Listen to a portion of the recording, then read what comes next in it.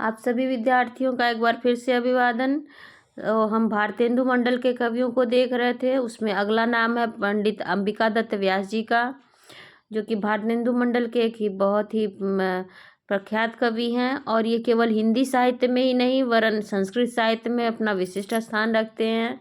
यहाँ तक कि इन्होंने इतनी रचनाएं संस्कृत में भी की हुई हैं कि ये नेट जेआरएफ के सिलेबस में संस्कृत में भी पढ़ाए जाते हैं।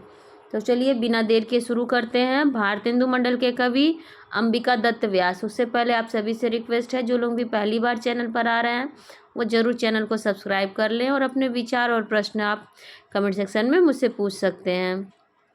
तो चलिए बिना देर के शुरू करते हैं। अंबिका दत्त व्यास, जन्म 1858 सम्मत 1915, मृत्यु हुई थी 1900 में सम्मत 1957 में। इनके पितामह थे पंडित राजा राम, पिता थे पंडित दुर्गा दत्त व्यास जी। तो इनके पिता जो दुर्गा दत्त व्यास जी हैं वो भी हिंदी साहित्य में अपना विशिष्ट स्थान रखते हैं, उन्हें भी हम लोग पढ़ते हैं। इनके पुत्र का नाम था राधा कुमार व्यास। इनको उपाधि मिली थी सुकवि की। केवल सुकवि की उपाधि नहीं बल्कि वरन इन्हें बहुत सारी उपाधियां मिली हुई हैं, जिसका अध्ययन हम आगे करेंगे। ये संस्कृत के प्रतिभाशाली विद्वान, हिंदी के अच्छे कवि और सनातन धर्म के बड़े उत्साही उपदेशक थे। इन्होंने बिहारी के दोहों के भाव को विस्तृत करने के लिए बिहारी बिहार नाम का एक बड़ा काव्य ग्रंथ लिखा। आचार्य रामचंद्र शुक्ल की टिप्पणी देखिए इनके ऊपर। ब्रजभाषा की अच्छी कविता ये बाल्यावस्था से ही करते थे, जिससे बहुत शीघ्र रचना करने का इन्हें अभ्यास हो गया था। ये टिप्पणी है अंबिका दत्त व्यास के बारे में, आचार्य रामचंद्र शुक्ल की। इनकी दूसरी टिप्पणी है इनके बारे में, आचार्य रामचंद्र शुक्ल की। इन्होंने के स्थान पर ये इनने उनने लिखते थे। भारतेंदु के कहने से इन्होंने गो संकट नाटक लिखा, जिसमें हिंदुओं के बीच असंतोष फैलने पर अकबर द्वारा गोवध बंद किए जाने की कथा वस्तु है। भारतेंदु युग में इन्होंने अतुकांत काव्य रचना किया। इन्होंने कुछ कविताओं में बंगला के दीर्घ ललित छंद का प्रयोग किया है। ब्रजभाषा में ये सवैया शैली में काव्य रचना करने वाले भारतेंदु युग के सफल कवि थे। इन्होंने काशी से वैष्णव पत्रिका 1884 का आरंभ किया, जो बाद में पीयूष प्रवाह नाम से साहित्यिक पत्रिका में रूपांतरित हुई। 1883 में इंदु नामक पत्र लाहौर से निकाला था। अंबिका दत्त व्यास जी को मिली उपाधियां। सुकवि की उपाधि ने भारतेंदु हरिश्चंद्र द्वारा, काशी कविता वर्धिनी सभा द्वारा इन्हें दी गई थी। घटिका शतक ब्रह्मामृत वार्षिणी सभा द्वारा 1938 में दी गई थी इन्हें। भारत रत्न ये काशी की महासभा में मिला। देखिए, भारत रत्न इन्हें भारत सरकार द्वारा नहीं बल्कि काशी की महासभा में दिया गया था। शतावधान की उपाधि भी मिली है। अभिनव बाढ़ या आधुनिक बाढ़ की उपाधि भी इन्हें मिली है। महाकवि की भी उपाधि पाए हैं, भारत भूषण की भी उपाधि। और व्यास एक घड़ी अर्थात 24 मिनट में, एक घड़ी का अर्थ होता है 24 मिनट में 100 श्लोकों की रचना करने से इन्हें व्यास को घटिका शतक की उपाधि भी दी गई है। और व्यास जो कथा कहते हैं उन्हें व्यास कहा जाता है। ये कथा भी कहते थे, भगवत पुराण आदि की कथावाचन भी करते थे, इसलिए इन्हें व्यास भी कहा गया है।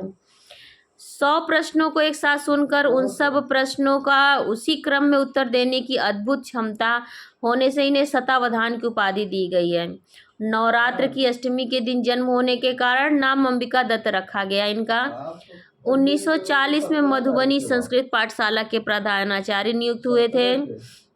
मधुबनी की अध्यापन काल में धर्म सभा और सुनीति संचारणी सभा की स्थापना की। बिहार में संस्कृत संजीवनी समाज की भी स्थापना किए थे। बिहारी बिहार में इन्होंने अपना संक्षिप्त जीवन परिचय दिया है। व्यास जी हिंदी, संस्कृत, बंगला और अंग्रेजी भाषा के अच्छे ज्ञाता थे। कविता लिखने में इनकी अच्छी गति थी। द्रव्य स्रोत इनकी रात भर की रचना है। पाणिनि की सूत्र पद्धति पर इन्होंने आर्य भाषा सूत्रधार नामक हिंदी व्याकरण लिखना प्रारंभ किया, परंतु असामयिक मृत्यु के फलस्वरूप अधूरा रह गया। इनकी सर्वोत्कृष्ट रचना शिवराज विजय है। इसकी रचना इन्होंने 1870 में की थी। शिवराज विजय संस्कृत में इनकी रचना है, 1870 में की थी, जो काशी से 1901 में इनकी मृत्यु के बाद प्रकाशित हुई थी। देखिए, शिवराज विजय संस्कृत साहित्य में पढ़ाया भी जाता है, इनकी लिखी हुई अंबिका दत्त व्यास की। व्यास की उपाधि इन्हें अच्छी कथा कहने के कारण स्वामी विशुद्धानंद ने दी थी। रचनाएं हैं इनकी प्रस्तार दीपक, ये हिंदी में भाषा में पर अपूर्ण रह गई है। ललिता नाटिका ये ब्रज भाषा में है। आनंद मंजरी ये भी ब्रज भाषा में है। ताश कौतुक पचीसी ये कुछ महत्वपूर्ण रचनाएं हैं इनकी, जो संस्कृत और हिंदी में दोनों में है। इसके अलावा इन्होंने 78 रचनाएं की हैं कुल, लेकिन ये कुछ चुनिंदा रचनाएं हैं जो महत्वपूर्ण है हमारी परीक्षा के दृष्टिकोण से। ताश कौतुक पचीसी, समस्या पूर्ति सर्वस्व संस्कृत में अपूर्ण है। रसीली कजरी, चतुरग चातुरी, गो संकट नाटक, महाताश कौतुक पचासा, तर्क संग्रह, रेखा गणित भाषा ये संस्कृत में है। धर्म की धूम ब्रज भाषा में। दयानंद मूलोच्छेद, पावस पचासा ब्रज भाषा में। कलयुग आदि, दोषग्राही और गुणग्राही, उपदेशलता, सुकवि सत्सई, बिहारी बिहार ब्रजभाषा में। मन की उमंग ब्रजभाषा में। पुष्पोपहार संस्कृत और ब्रजभाषा में। मूर्ति पूजा हिंदी। कथा कुसुम कलिका, प्राकृत प्रवेशिका, हो होरी इनकी आत्मकथा है। निज वृत्तांत नाम से इन्होंने लिखी है आत्मकथा अंबिका दत्त व्यास की निज वृत्तांत।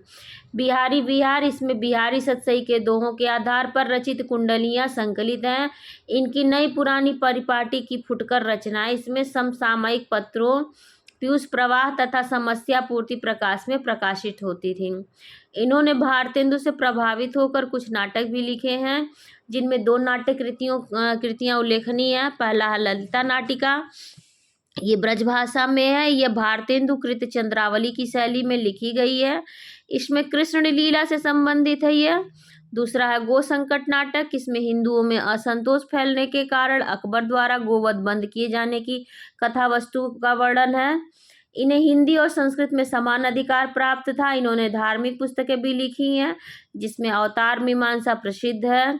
इनके गद्य ग्रंथों में गद्य काव्य मीमांसा उल्लेखनीय है।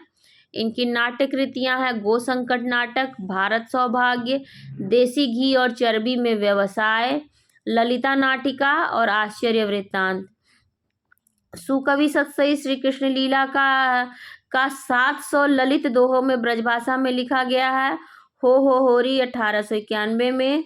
अवतार मीमांसा गद्य काव्य मीमांसा गद्य की का पुस्तक है। कंसवध यह एक प्रबंधात्मक अपूर्ण रचना है जो खड़ी बोली में लिखी गई है। भारत धर्म जटिल वणिक, इसमें अंग्रेजों की प्रशंसा की गई है। जयति राज राजेश्वरी, जय जय परमेश्वरी, महारानी विक्टोरिया की प्रशंसा में इन्होंने लिखा था। अंबिका दत्त व्यास की कुछ पंक्तियां देखिए। गुंजा ऋतु धन्य है बसत तेरे मुख श्याम, याते उर लाए रहत हरितो को बस जाम। मोर सदा प्यू प्यू करत नाचत लखी घन श्याम, यासो ताकी पाख हूँ सिर धरी घन श्याम। अति सादा स्वभाव के सावरे, मेघ देश देश नटखट आशा पूरी आए। चमकी चमाचम रहे हैं मनि गन चारु। तो ये थी अंबिका दत्त व्यास पे मेरी ये क्लास वीडियो। आप लोगों को कैसी लगी ज़रूर बताइएगा। कमेंट सेक्शन में कोई प्रश्न हो तो आप पूछ सकते हैं। मेरे टेलीग्राम से जुड़ सकते हैं, आपको डिस्क्रिप्शन में लिंक मिलेगा, वहाँ पर आप मुझे डायरेक्ट कुछ भी पूछ सकते हैं पठन पाठन से संबंधित। और वहाँ पर इन वीडियोस के अतिरिक्त भी आपको अलग से सामग्रियाँ दी जाती हैं पढ़ने के लिए। तो मुझसे जुड़ने के लिए आप सभी का बहुत बहुत धन्यवाद। इसे लाइक शेयर सब्सक्राइब करना ना भूलें और अपने एजुकेशनल ग्रुप में ज़रूर शेयर करें। धन्यवाद।